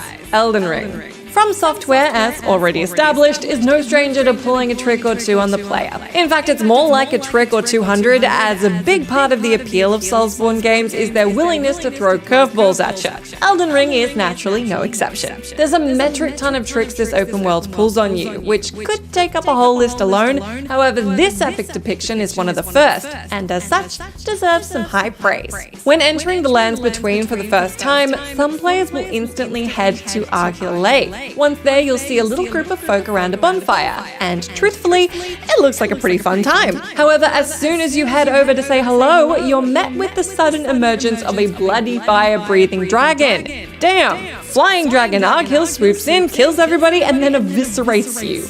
Even those who are great at Soulsborne games will struggle to survive the initial encounter, and that's a welcome to Elden Ring, baby. Number 2, A Night to Remember, The Elder Scrolls V Skyrim. Lost items, an empty wallet, a foggy memory, making friends with an incognito Daedric prince. These are all things that happen on the average night out. Wait, actually, what was that last one? Skyrim's A Night to Remember is a hilarious quest that brings the hangover into Tamriel. It starts when a friendly man named Sam challenges you to a seemingly innocent drinking contest. After 3 pints, which, let's face it, is pretty embarrassing, you wake up in the temple of Dubella with no memory of your night and an angry priestess. From there, you enter a wild goose chase as you retrace your steps, slowly piecing together your drunken adventure. It turns out you did plenty of shocking things, including stealing a goat, selling it to a giant, and even getting engaged to a Hagraven. Congratulations! But there's an even bigger shock around the corner. When reuniting with Sam, he reveals that he's the Daedric Prince Sanguine, lord of hedonism, revelry, and debauchery. And he's tricked you into acting a fool for his own amusement, meaning the whole thing was pretty much a prank. Oh boy, how embarrassing. Number 1, The Sweet Dream Scam, Cyberpunk 2077. Like Kiwi says in Cyberpunk Edgerunners, never trust a soul in Night City. Cyberpunk 2077's open world has criminals and con artists around every corner. If you're not careful, then you will fall victim to them. And this frustrating as hell side job teaches you that lesson the hard way. The Sweet Dreams job starts when you encounter a guy called Stefan, who offers you an allegedly insane brain dance. Of course, it doesn't come cheap, costing a whopping $16,000 and $4,000 on top to use his compatible wreath. Sadly, anyone brave enough to shell out the eddies will quickly regret it. After giving the BD a go, you lose consciousness and wake up in the same ice bath you found Sandra Dorset in. To add insult to injury, Johnny even mocks you for falling for such an obvious trick. And to be fair, he's right. So now you've lost 20,000 euro dollars, your clothes, your equipment, and your dignity. Thankfully, you can take out the enemies in the area, regain your stuff, and head back to Stefan for a nice little refund. Still, you never get your time back. As millions are finding out while diving into the likes of Elden Ring, it's the mysteries and random payoffs that can make gaming so much fun. Almost like a return to the days before the internet, before you could Google every last part of a given title's secrets, open world titles or games with huge open components to them in general can hide all sorts of dynamic encounters only a handful of players will ever see. I'm Scott from WhatCulture.com, and these are the 10 rarest events in open world video games. Number 10, The Painted Cow. The Elder Scrolls V Skyrim. Skyrim is home to an abundance of strange and out-of-left-field encounters. It could take up 10 whole spots by itself thanks to the sheer amount of content on offer. Let's take a closer look at 2 across this list though, starting with the Painted Cow. This event has no known way to get triggered, so you'll need some blind luck on your side. You'll know that you're about to witness the encounter when you see a farmer leading a painted cow towards a giant's camp. When spoken to, the farmer will say he's offering the cow to the giants in order to protect the rest of his livestock. This encounter also has multiple endings, unlike other NPC encounters in the game. Most have a fixed narrative that won't change, but here there are 2 endings, and in one we see the giants reject the cow and kill the farmer, the cow actually escaping. The other has the giants accept the cow and allow the farmer to leave peacefully. The cow doesn't get eaten and instead goes on to live with the giants in perfect happiness, until you stop monitoring what's going on anyway. Number 9, The Bad Ending. Dying Light 2. Obvious spoilers for Dying Light 2. The sequel to Techland's open world masterpiece brings back the fun fun and thrill of parkouring across a luscious cityscape, along with the joy of slicing and dicing your way through those zombie hordes. It also has multiple branching story paths and several endings to try and obtain. One of the more elusive endings requires you make a lot of wrong choices during specific events across your playthrough. This awful ending shows the city of Velador devastated by the launch of some missiles that you failed to stop. Lawan is dead, Hakon is dead, and Mia is also dead. Topping it all off, if you side with Juan till the end, he decides to hide away from civilization, hoarding all the food and supplies he can get his hands on, leaving any survivors to starve and waste away. What does your main character Aiden do? Well, nothing. He just leaves the city and goes back to being a pilgrim. If for some reason you want this horrific ending, just follow these simple steps at key moments in the game. Firstly, kill Hakon in the church when the opportunity arises. Next, give the VNC tower to the Peacekeepers, but give it to Juan instead of Jack Matt. Don't romance Lawan at any point in the game, and lastly, save Lawan during X13. Congratulations, you now get the most depressing ending in a video game since Mass Effect 2's complete suicide mission failure. Number 8, the Normandy drops by. No Man's Sky. No Man's Sky is a video game that has certainly come a long way from its original release in 2016. Receiving a lot of criticism for being a half-baked title, Hello Games continuously updated and turned No Man's Sky into a game worthy of owning, with reviewers and critics praising it profusely from 2020 onwards. Between the dates of 18th to the 31st of May 2021 and then the dates of the 8th to the 21st of December 2021, a special themed expedition took place. Players could attempt to get a hold of Mass Effect's SR-1 Normandy as one of their frigates. Players had to play the expedition between those dates to have even a chance of finding and owning this iconic ship. Expeditions as a mission type offer the chance to win cosmetic rewards as you reach certain challenge milestones. Changing every week, one of the cosmetic rewards was the Normandy itself. Though to maintain exclusivity, anyone who didn't grab the ship on those specified dates can no longer acquire it at all. Number 7, the Reaper, Persona 5. The Persona series as a whole has lots of fun and sneakily hidden secrets. Most come in the form of special bosses that will take some finessing to find. The Reaper is one of those rare encounters, a powerful and intimidating foe that most players will have missed on their first run through. So strong that even high-level players who have gotten good gear can be wiped out in mere seconds, caution is a must if you wish to do battle. Even Morgana and the rest of the gang will comment on how powerful the aura of the Reaper is when it finally rears its head. To get the Reaper to appear, players need to meander around in mementos for quite some time, never leaving the floor that they're on. After a good chunk of time has passed, you'll eventually start to hear some chains rattling. This is a good sign or a bad one depending on how you want to view it. If the player continues to wait around, the Reaper will eventually turn up and immediately make a beeline straight towards them. Hopefully you're ready because this is a supremely hard and well-hidden fight for a reason. Number 6, Dark Energy Dissertation, Mass Effect 3. One of many instances in Mass Effect 3 that relied on specific things happening in both previous games. During Mission Citadel Medigel Sabotage, you must have spoken to and completed all of Conrad Werner's tasks. Doing so will make Werner a potential war asset during this mission, and he'll give you access to his Dark Energy Dissertation, worth a whopping 1 whole point towards your Galactic Readiness endgame stat. You can also snag some more points for the Galactic Readiness meter if you've been super diligent with your time to this point. You'll need to have finished the following quests. Feros Data Recovery, a fetch quest that must be completed not long after you destroy the Thorium. UNC Asari Writings, an incredibly tedious collectible quest where you need to find 14 writings spread throughout the galaxy and buy the Elkos Combined Armory license from a vendor. Until this point, most of these had felt pretty pointless, but beating all 3 nets you an incredible boost to the dissertation in the form of 4 more points. Yes, if you hadn't guessed, these amounts are arguably not worth all that effort,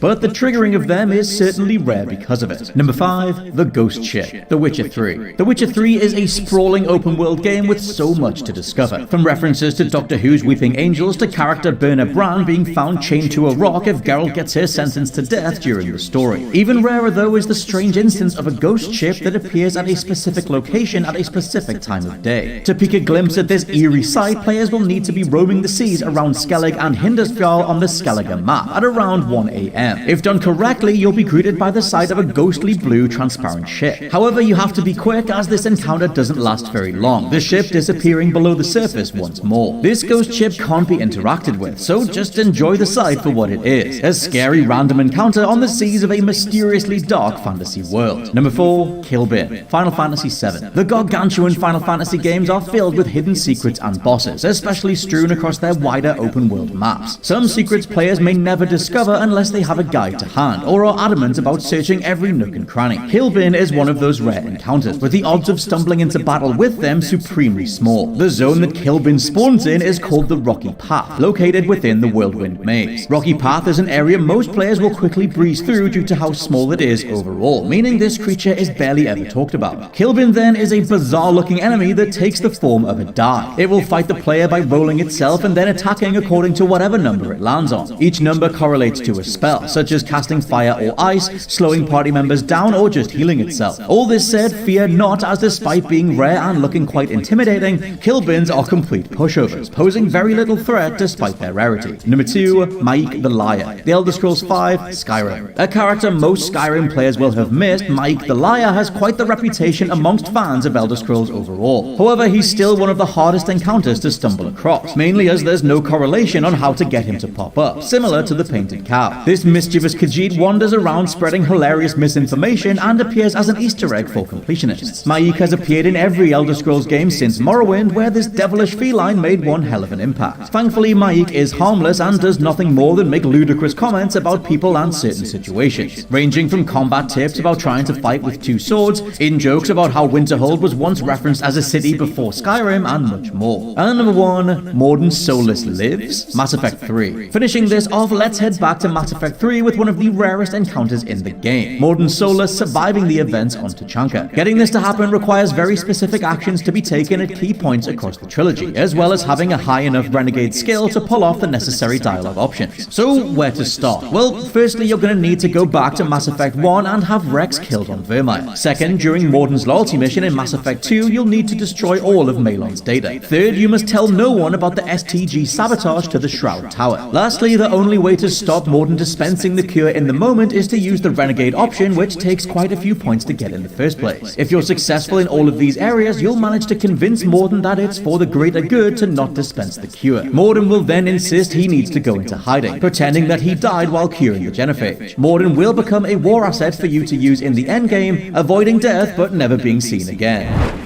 For the longest time, even the best video games were hindered by level structures, invisible walls, and out-of-bounds sections. Cut to 2001, and Grand Theft Auto 3 rewrote the rules on exploration, which popularized open-world titles. Of course, then there are times where games accidentally give players too much freedom. In these cases, they can perform out-of-this-world actions that the developers never intended. Of course, any sandbox property can bug out if the player messes around enough, but in open-world titles, the player can experience some truly game-breaking moments simply by exploring. Even when it's advised not to pursue bugs, it's mighty tempting, especially when it allows players to skip half the content, beat a difficult boss in 2 seconds, or hurl an annoying character into the stratosphere. That said, before deciding to explore these brave new worlds, you should be aware of the dangers. I'm Jess from What Culture, and here are 10 open-world video games you can break by exploring. Number 10. Grand Theft Auto Vice City. Grand Theft Auto Vice City was the first entry in the iconic series that let players purchase businesses, like a strip club, a boatyard, or a weapon shop. However, one establishment that tickled the fancy of many was Cherry Popper's Ice Cream Company. Pretty much everyone marched across town to buy this place when they heard about it, because, I mean, who doesn't love a Cornetto or a Mr. Whippy? Sadly, investing in Cherry Poppers is the worst business decision anyone can make. When the PS2 version of Vice City was originally released, there was a technical problem that corrupted the data after saving inside Cherry Poppers. If the player wasn't using multiple save slots when this error occurred, they could lose all their progress. Now, since Cherry Poppers wasn't an essential part of the campaign, the issue could be avoided. But since this calamity wasn't common knowledge at the time, a bunch of players suffered the consequences anyway. This bug may have been patched out, but that hasn't stopped Vice City players getting the jitters every time they pass by the seemingly innocuous Cherry Poppers building. Number 9. Elder Scrolls 4: Oblivion. Since Elder Scrolls 4: Oblivion garnered massive acclaim across all platforms, fans were obviously desperate for more. Because the demand was through the roof, Bethesda could have rushed out a rudimentary expansion pack, and the fans would have eaten it up. But Shivering Isles was anything but a cash grab. In fact, it was arguably the best expansion of the year. Due to its inventive quests and magnificent world to explore, it's no surprise Shivering Isles won a ton of gaming awards. That said, it's possible developers should have spent a little more time tinkering with the DLC before releasing it worldwide. Although Shivering Isles had technical problems here and there, one snafu stood out above the rest. You couldn't beat it. If the player leaves the Isles then returns, Herdir will disappear forever. Because this NPC is crucial to completing the main campaign, his absence rendered the DLC unwinnable. Fortunately, all was not lost. Even before this glaring error was patched, it could be avoided simply by reloading a save state before the Herdir quest began. Nevertheless, it's a little baffling how Bethesda left in a game-breaking bug like this in the first place. Number 8. Hogwarts Legacy. In Hogwarts Legacy's prologue, players should think carefully when choosing their house. Not only will they be designated with their house for the rest of the playthrough, they won't be admitted to the other house's common rooms. Basically, Slytherins can't enter Gryffindor's room, Ravenclaws can't enter Hufflepuff's room, you get it. But this is Harry Potter we're talking about, and when have students of Hogwarts ever followed the rules? Despite how it seems, there's a sneaky method to access any of the common areas. Starting in Irondale, walk to the house with the hanging cloth until the player falls through. After that, summon the broom before heading towards Hogwarts Castle, where the player can access any common room. Although this is a neat trick, it may not seem practical at first. However, being able to explore these rooms lets you be a part of other quest-based locations.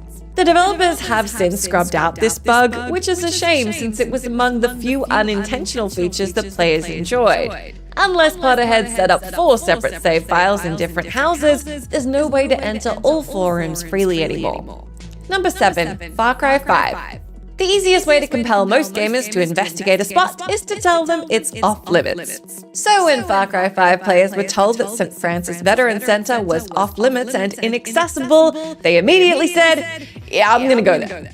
By approaching the entrance, the players will hear the song Only You, causing them to black out before spawning in another area. Far Cry fans attempted to circumvent this region through various unconventional methods, but nothing worked. Over time, it was discovered the building could be accessed through the lake. Once the song started, the player had to wait underwater until they drowned.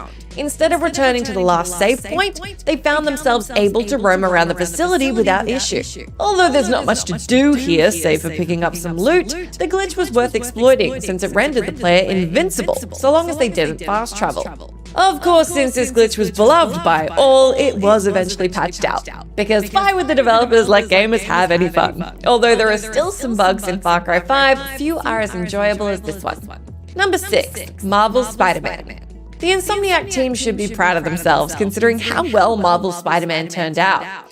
Due to its fluid combat system, compelling story, luscious graphics, and staggering open-world design, there's no question Insomniac successfully crafted the best Spidey game to date. But this wall-crawling, web-swinging title is not without its flaws. Many gamers experienced all sorts of mishaps while flipping around the city, including syncing issues, lighting inconsistency, and hilarious animation fails. As frustrating as these problems are, they're expected in an open worlder. However, there was one irregularity nobody was ready for. By going out of bounds, especially during the Miles Morales sections, the NPCs may not load properly. Okay, that doesn't sound so bad. Obviously, if the player's somewhere the developers don't expect them to be, things are gonna get messed up a bit. But these NPCs don't just look untextured. They're made of denim jeans. Even their faces turn to denim. Although this glitch should be funny, it's surprisingly creepy. While watching these unanimated jean abominations wandering around without walking animations, it seems like a fever dream. When the NPCs revert to normal, it's more freaky because it feels like the player imagined the whole thing. Number 5. Cyberpunk 2077. Upon Cyberpunk 2077's now infamous launch, it was very easy to stumble across its many bugs. By going anywhere, talking to anyone, or doing pretty much anything, the player was sure to see NPCs freeze, fall through the floor, or transform into eldritch monsters that would make Stephen King quake in his boots. Since CD Projekt Red has patched the sci-fi roleplayer to death, many issues have been resolved, including the deeply amusing invisible katana bug. To perform this maneuver, the player must put away their katana just as they press the menu button. After changing to another melee weapon, V will be holding an invisible katana once the game is resumed. By mashing the attack button, V can hover indefinitely, allowing them to sail through the sky and land on almost any skyscraper. From there, you can go wherever you want, often with disastrous but hilarious results. Even though gamers were relieved when the developers remedied Cyberpunk's avalanche of technical problems, this is one many people wish was left in. I mean, who doesn't want to wiggle an invisible sword around to soar through Night City like Superman? Number 4, Elden Ring. Even though Elden Ring was absolutely hyped like crazy, Hidetaka Miyazaki's magnum opus absolutely exceeded everybody's expectations. Although 2022 was a towering year for gaming, Elden Ring confidently sat at the top. Nevertheless, From Software's greatest achievement isn't immune to a bug or two. Ironically, one of the easiest glitches to exploit revolves around the game's defining feature, the brutal boss battles. So, which bosses are bugged? Possibly all of them. You see, these ruthless adversaries only recognize the player after they pass through the arena's fogged door. If the player finds another entryway, the boss won't attack, making the fight terribly one-sided. However, this is merely one way to turn a boss fight in this game into easy pickings. By tricking Radahn into climbing a hill, he'll tumble to his death without triggering the second phase of the battle. The fire giant can be vanquished with a similar technique. If the player quits after reaching an out-of-bounds point in a boss room, the enemy won't attack when the save state is reloaded. This trick works on Mog, Loretta, and, would you believe it, even the living nightmare herself, Melania. Number 3, Saints Row 2. Saints Row 2 proved its predecessor wasn't just a fluke. Due to the sequel's interactive open-world map, diverse customization options, action-packed combat, fab voice acting, and on-point humor, it was obvious that this was a franchise in the making, until the dreadful remake. But for all of Saints Row 2's strength, it's infamous for having one of the worst glitches in gaming. By activating certain cheats in the Zombie Uprising minigame, the player can knock themselves out of the map. After that, things get a little bit, well, apocalyptic. Debris flies around, interiors turn invisible, and the sky takes on a rapture-like glow. But the next part of this bug is so freaky, it genuinely sounds like a creepypasta. If the player performs this maneuver repeatedly, they'll eventually encounter the dreaded Freezer. The Freezer is a shadowy NPC that appears randomly inside a wall. Once the player encounters him, it's game over. Not figuratively, it's literally game over, the game breaks. The Freezer doesn't just wipe the save file, it renders the disk unplayable.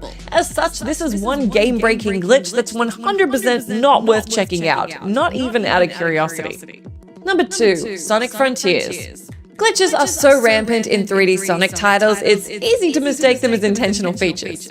Sonic Frontiers is no different, since the player can shatter the gameplay by exploiting certain mechanics, such as rail launching, homing dash, and wing bounce. Then there's the out-of-bounds glitches. Taking a photo in Ares Island's underground will make the game go kaput. By messing around with the Psyloop move during Battle Rush on Kronos Island, Sonic can clip through the ground, which can muffle the sound, mute the music, or kill our wisecracking hero. However, the super launch takes game-breaking to a whole new level, literally. After Sonic locks onto an enemy, he needs to perform a dodge, followed immediately by a stomp attack. If Sonic activates Air Boost just before the stomp lands, the titular hedgehog will catapult into the stratosphere. By maneuvering Sonic before he lands, he can reach regions far earlier than he should have been able to. As a result, this trick is very popular in the speedrunning community. But it's not all fine and dandy. Sometimes you'll land in an area you're really not supposed to be, causing the game to crash. Number 1, The Legend of Zelda: Tears of the Kingdom. Because Breath of the Wild was a free-for-all for glitch-exploiting speedrunners, Nintendo tried extra hard to ensure the follow-up wouldn't suffer the same issue. But Tears of the Kingdom offers up so very much freedom that it's easier than ever to break the game. Bows, shields, weapons, and material can be endlessly duplicated. Even though the developers devised a patch to remedy the issue, sneaky players learned how to work around it almost immediately. But that's just the tip of the iceberg. By attaching walls and planks around an NPC, Link can trap them in a box and hurl them away, often to places the character was never intended to enter. Using recoil on an object falling from the sky while standing on it will cause Link to be launched miles into the air. Once the player masters rockets, fans, and batteries, Link can turn almost anything into a vehicle. Just as a reminder, Tears of the Kingdom came out in May. Within weeks, players figured out how to earn 1,000,000 rupees in an hour and surf across Hyrule on a plank of wood. With that in mind, we can only imagine what features are going to be discovered as the months wear on. Serial killers are some of the scariest and most interesting stories in the world, and it's no surprise that they populate some of your favourite games, lurking in the shadows for players to hunt down. And with that in mind, I'm Josh from WhatCulture.com, and these are the 10 best serial killers in open world games. Number 10, Vincent the White Church Murderer, Arcanum. Arcanum of Steamworks and Magic Obscura is a 2001 isometric open world RPG with one hell of a long title. In Arcanum, you play as the lone survivor of a Zeppelin crash in a realm toying the rift between magic and steampunk technology being the dominant force in the world. Within Arcanum, you can be tasked with investigating a series of deaths in the city of Caledon as well. The killer is an elven wizard named Vincent who is secretly possessed by a demon called, Lanamelich?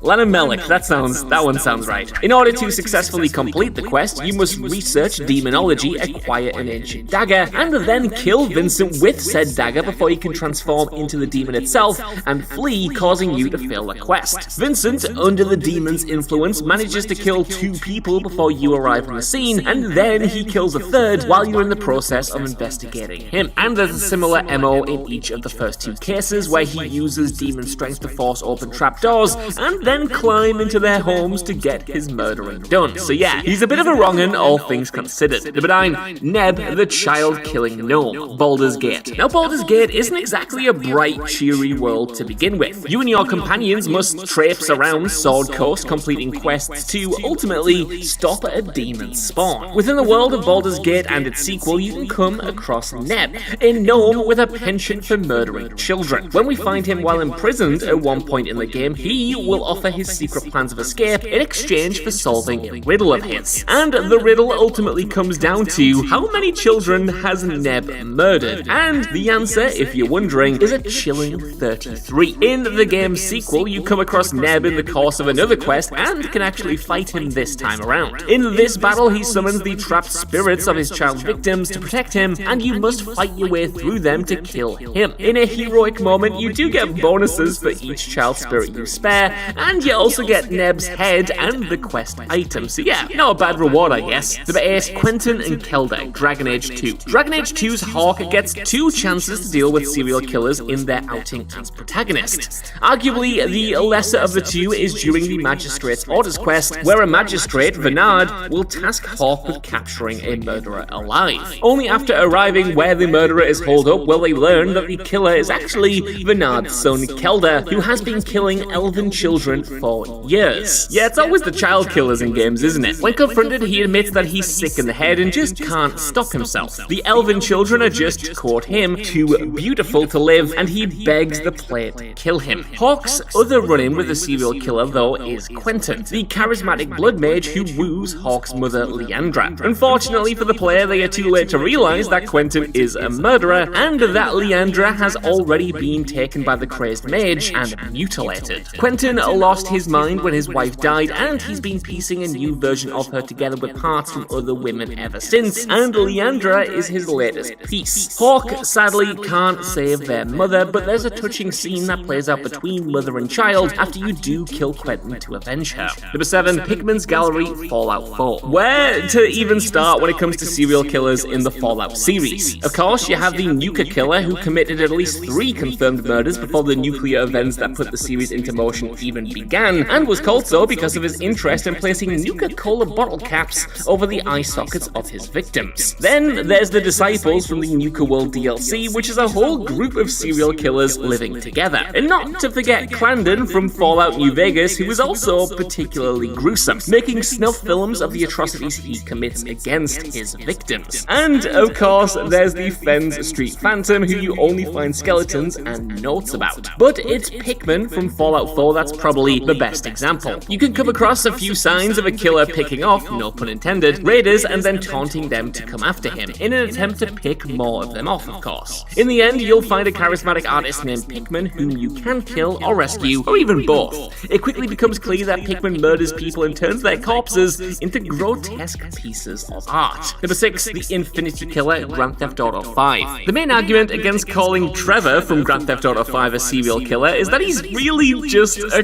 constant killer. It's more an anger and psychosis issue than it is a true obsession. Though having once been the San Andreas Strangler, I guess he kinda does count. Still, the most most famous serial killer in the Grand Theft Auto series has to be the Infinity Killer. He's a man you never meet, but you can find numerous clues about him and his killings, ultimately culminating in finding the bodies of his victims. In this universe, a dude named Merle Abrahams developed an obsession with the number 8 and decided to murder 8 people, figuring that, quote, 8 is just infinity stood up. This caused police at the time to dub him the Infinity Killer, and Abrahams died while in prison, awaiting trial for his murder before the game takes place, so you never get to meet him. You do, however, get to find the creepy nursery rhyme that he wrote about his kills, which went a little bit like this. 1 is done, 2 was fun, 3 tried to run, 4 called mom, 5's not alive, 6 is nix, 7's in heaven, and 8 won't wait. While creepy, the rhymes themselves are a little weak, I must admit. I mean, this guy would make a terrible rapper. Number 5, Hush, Arkham Knight. It's safe to say that there's no shortage of serial killers active at any one time around Gotham City, and Arkham City sees players take control of Batman as they follow a trail of murder victims who turn up dead around the open world. A slow burn side mission, here you investigate the crime scenes and slowly piece together why each person was the target, the motivation behind the killer, and eventually their identity. After a spot of detective work, you finally chase the killer down, and it's a killer who turns out to be the supervillain Hush. Hush has been choosing his victims in order to surgically construct a new face, and taking off his bandages, reveals himself to have changed his appearance in order to look just like Bruce Wayne. Unlike other entries on this list too, you don't actually get to bring Hush to justice here, at least not in this game. Instead, he escapes Arkham City, and you have to jump into sequel Arkham Knight to see how this storyline finishes. And spoilers, it's a little bit disappointing. Number 4, Dr. Stanley Gimble, A Vampire the Masquerade, Bloodlines. Dr. Stanley Gimble is a friendly philanthropic doctor who runs a prosthetic shop in Santa Monica, California in the cult classic Vampire the Masquerade game Bloodlines. As he says, he just wants to, quote, make things a little easier for those who find themselves, disadvantaged, giving a helping hand, you might say, end quote. Gimble, though, took his work a little too far, severing his own limb, cutting off his arm, to experience what a real amputee goes through. He also enjoys turning other people into amputees as well, and there's no telling how many people he kidnapped or tricked into his lair underneath the prosthetic shop that he runs, though you are sure of at least 2 people, one of whom you can rescue. Aside from those 2, you can find evidence of a lot more though, what with all the blood-covered surgical tools and tables in Gimble's basement lair. Not to mention the fact that he attacks you with a severed arm, likely that of his latest victim, because he wants your arms for himself. Yeah, if I was this dude's patient, I'd be asking for a second opinion. Number 3, Seymour Fishburne, Vampire. The game Vampire is not for the faint of heart. There are numerous people in this title you can feast upon while playing as a neckbiter, but you get more life essence from them if you learn their secrets first. One such potential meal is Seymour Fishburne, described in the game as, quote, highly aggressive in nature. Seymour's known for getting into fights, but he does dote on his mother. You know, he's a real Norman Bates type. Still, if you dig a little deeper, some of the secrets you can find out about Seymour are that his mother is helping him cover up his violent nature, and that he dislikes the street urchin that she has taken in. Oh, and also, he's a serial murderer and has left a pile of corpses in a sewer pipe just beneath his home. Now, in this game, some of the folks that you can embrace, that is, eat, are kinda hard to justify, but Seymour, oh boy, is there plenty of reason to put the mad dog down and end his killing spree. Though, that said, you can also cure him of his own desire to kill by eating his mother and the urchin, weirdly enough. Yeah, talk about thinking outside the box. Number 3, Edmund Lowry Jr., Red Dead Redemption 2. Rockstar's certainly got a thing for putting their players up against serial killers, as Red Dead Redemption 2 proves with the mission American Dreams. Much like the similar named mission from the first game, American Appetites, you're tasked with finding 3 missing victims. In the case of the sequel, they're headless corpses that have been strung up to highlight their butchery at the hands of an unknown assailant. But after finding maps tucked into their heads, you can not only find out who the assailant is, but hell, you can even join his victims if you're not quick enough. Lowry sneaks up behind you after you discover his lair, and he knocks you a little senseless. And wait too long to hit him in the face with the skull of one of his earlier victims, and you'll get treated to a scene where you're tortured to death. If you stop him though, you'll get to take him captive and turn him over to the sheriff to collect a bounty. At that point, of course, there's a hiccup in the plan, and at his first opportunity, he attacks the sheriff sheriff, and you've got to finish him off to get yourself that sweet, sweet bounty. Number 1, the Cannibal Butcher, Assassin's Creed Unity. Arguably the weirdest, but definitely the best serial killer in an open world game has to be the Cannibal Butcher from Assassin's Creed Unity. How good is he at being a serial killer, I hear you ask? Well, you actually find him dead to rights, cutting up bodies with a group of people locked in a cage nearby. And you actually get punished this time around by the game if you try to stop him. Yeah, that's right, since he's just a weird little Easter egg, he's still considered a civilian, and you aren't actually allowed to assassinate him without the game telling you off. Now yeah, some of the killers on our list have allies willing to give them aid or alibis, such as Seymour or Kilda. Others have good cover to hide their crimes, such as Dr. Gimbal, but none of them have complete mechanical immunity to the player getting revenge on them. Even the Infinity Killer dies off screen. So beware, men in the sewers wearing tricorn hats, else you might be the next meal in some sort of cistern stew. Now, there are many two-word combos that you can say to a gamer to get their excitement brewing. Some of the best examples include boss fights, experience points, Easter eggs, or skill trees. Still, if we add another word into there and make open world game a 3-part trilogy, well, you have a pretty unbeatable combination which will entice players and bring them in by the bucket load. And you know what? In these open worlds are enemies, and some of them, well, they're bloody crazy, my friend. So let's take a look at them. As I'm Jules, and this is WhatCulture.com, and these are the 10 craziest open world video game enemies you must find. Number 10, Chort, The Witcher 3 Wild Hunt. Now, hunting down wild beasties isn't just something you can do in the Witcher series, it is the whole bloody point. Donning the swords of Big G and performing your monster slaying duties is an essential part of the CD Projekt Red games, and this creature from The Witcher 3 Wild Hunt is one of the most fascinating. Now, Chorts are massive goat-like creatures with horns, sharp teeth, almost humanoid bodies, and monstrous tempers. However, the Chort makes it on here specifically because of one very unique encounter. You see, players who want to cut corners and make some quick cash can do so in White Orchard by slaying cows, making money off their corpses and then doing it again and again once they've respawned. However, the devs made this task tougher in a patch, which forced players who performed this trick to come toe-to-toe with a level 27 Chort. Talk about being taught a very harsh lesson, right? Now, this special Chort aside, the monster is still a rare creature in the game, but is definitely worth seeking out for its awesome design and rather fun challenge. And there's also an additional, even rarer and even larger relative to the Chort fiend named the, and I don't know how to pronounce this, so just put it up on screen. However, one has yet to appear in the Witcher games. Fingers crossed that it shows up in the remake or indeed a sequel. Number 9, Frost Giant, The Elder Scrolls V Skyrim. Now, fantasy lands are the kinds of places that you need to be equipped for if you want to survive for very long, and it should come as no surprise that Tamriel, the home place of the Elder Scrolls series, has some very nasty baddies roaming all about the place, and there are plenty of note, but the Frost Giants of the Elder Scrolls V Skyrim are absolutely up there. Now, regular giants are already game enders in their own right, but these creatures go even further. They have more health than the one-shot kings and even do more damage. Also, don't forget those frost stats, which make them naturally immune to frost attacks, but pretty susceptible to fire. Now, these monsters were brought into the game via the Dawnguard expansion, which populated the glacial Forgotten Vale with these creatures. The most famous of these giants is named Karstag, who made his first appearance for the franchise in the Elder Scrolls 3 Blood Moon expansion. He can also be found in the Skyrim Dragonborn expansion, which sees his ghostly spirit become an absolute nightmare of a boss fight. Overall, the Frost Giants live up to their namesake, as they're chilly customers who you've really got to prep for in order to tackle. What a thrill it is to finally take one down. Number 8, the Saint Denis Vampire, Red Dead Redemption 2. Red Dead Redemption 2 certainly has pretty great enemy AI, and you can encounter some challenging animals out in the wild, but if you're looking for exciting monster enemies, you're better off grabbing a different game. However, if you have your cake and want to eat it as well, encountering a deadly monster is entirely possible in this good old-fashioned cowboy game, because enter the Saint Denis Vampire. This genre-breaking enemy can be located, unsurprisingly, in the city of Saint Denis. After finding 5 pieces of writing spread across the city, you'll discover the location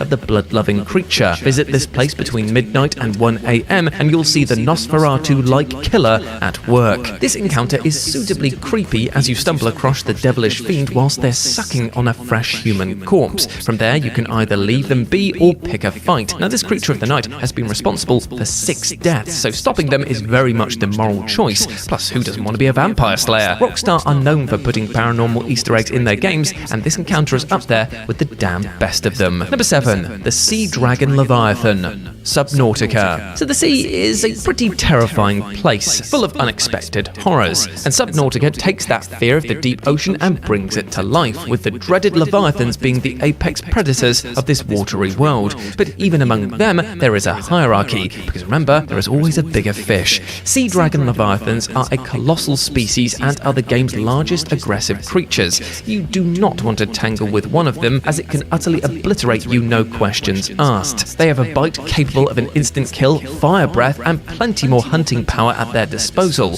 Oh, and if this creature wasn't already scary enough for you, guess what it eats? It's Reaper Leviathans. Yeah, one of the scariest creatures in the game is what these colossal sea creatures like to chow down on. There are only 3 of them in the title, but they are worth seeking out, because encountering one of these beasts is indeed something you'll struggle to survive. Still, it's an enemy you've just got to see for the sheer spectacle. Number 6, Chesty. Fable 2 and Fable 3. Gamers are so used to popping open chests in fantasy games that it's basically second nature, but sometimes these boxes bite back. Mimics that disguise themselves as chests only to attack the player appear in titles like Dark Souls or even Dungeons & Dragons. Still, the quirky, wacky world of Fable took their evil chest in a rather different direction. Chesty is, well, a treasure chest, but not an ordinary one. No, they are a living chest. This object has a spirit inside it, and unfortunately, they're not entirely stable. You see, Chesty is a sociopathic and murderous character with a surprising level of intelligence who appears in both Fable 2 and Fable 3. Finding this unique and hilarious enemy is a real task in Fable 2, as you'll need to purchase Brightwood Tower after the game's story events are over. Once you buy this incredibly pricey property, you'll start the quest that puts you in the path of this crazy enemy. In Fable 3, however, you'll run into Chesty by entering the secret Sunset House, where you'll play a game of chess with him, albeit with combat and death. This rare enemy is a textbook example of Fable humour, and lovers of the series are definitely missing out if they don't get to meet them. Number 5, the Mirelurk Queen. Fallout 4 and Fallout 76. Apocalypses are unpleasant, no matter what they are, but if you chuck nuclear fallout into the mix, you've got a real recipe for nightmare fuel. And the Fallout series speculates on the kind of monsters that could live in such an irradiated world, and the Mirelurk Queen is one of their most dangerous. Stumbling across these grotesque crustaceans is something you can do in Fallout 4 and Fallout 76. Mirelurks themselves have been part of the franchise since Fallout 3, and these mutated lobsters aren't just scary, but pretty tough if you're underprepared. And their queen, well, it's the utter apex of these abominations. She can come at you with all sorts of dizzying attacks, with powerful appendages, acidic spitting actions, and even the ability to produce a wave of hatchlings to make the odds even more unfair against you. Now, these monsters are rarer than the standard Mirelurk, so getting the chance to encounter one is a gift in itself, although actually fighting it makes it feel less like a gift and more like a punishment. You can also see this creature go even further up the food chain with the Nuka World variant, the Nukalurk Queen. This monster is also unbelievably powerful,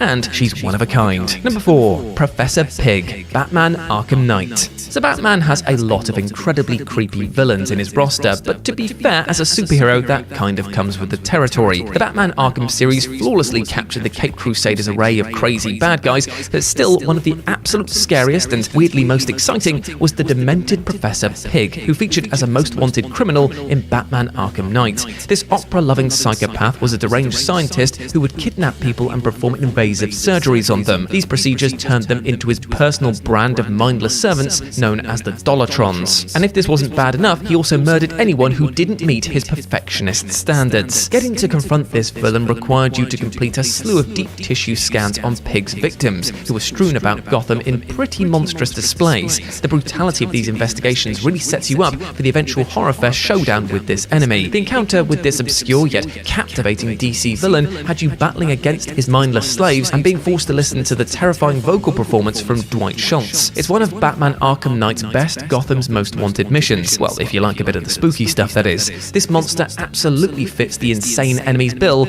in the most literal of ways. Number 3, Warden, Minecraft. Minecraft. The simple sandbox title that revolutionized the gaming landscape appeases all sorts of players. Do you want to build stuff? Well, that's got you covered. Do you want to explore new lands and dig deep into mines? Yeah, you can do that. Do you want to battle against powerful enemies that will make you want to break your keyboard? Well, yeah, if you want to do that, yeah, sure, go ahead. And while the most famous boss enemy in this iconic game is the Ender Dragon, there's actually a creature that goes even harder than that beloved creature. The Warden is an incredibly powerful mob located in the deep dark biome. It has more health than the Ender Dragon and Wither combined, meaning that it can take one hell of a beating. But it doesn't just take damage, it dishes it out, as this monster can take lots of hearts with its melee attacks, but can also hit you with a sonic boom ranged attack that cannot be dodged. You're really in for a task when it comes to winning against this beastie. Minecraft may be a game primarily aimed at kids, but Mojang wanted to test its player base's limits with this one right here. Number 2. Igneo Talus. The Legend of Zelda, Breath of the Wild, and Tears of the Kingdom. The latest installments of the Legend of Zelda series offer beautiful open-world versions of Hyrule that are full of enemies that you'll want to avoid encountering when you're low on weapons and meals. Many of these creatures, such as Lynels, Gleeoks, or Moldugas, could make it onto this list. However, this fiery version of an already impressive enemy from Breath of the Wild and Tears of the Kingdom definitely takes the cake. Now, the regular stone Talus is a giant rock monster that flings boulders at you and can be a really fun fight. And you can definitely times that experience by 2 with the Igneo Talus, as it's the same thing, albeit now it's made out of molten rock. These colossal creatures can be found throughout the Elden Canyon. Taking them down can be a massive task, but the rewards you reap from defeating them are entirely worth the struggle. They're also far tougher than their stone counterparts, as landing on these creatures will set Link on fire. Ouch. There's even an additional level to this monster, as you can encounter an Igneo Talus Titan in the Champion's Ballad DLC. This version of the fiery stone beast is even bigger and offers even more spectacle and much more of a challenge. Also, don't forget that you can listen to the banging musical track Talus Battle every single time you tangle with one of them. And number 1, Astel. Natural Born of the Void, Elden Ring. Now, one of the biggest selling points for the Soulsborne games is their optional boss encounters. These add a little extra challenge to those wanting to get as good as possible, and Elden Ring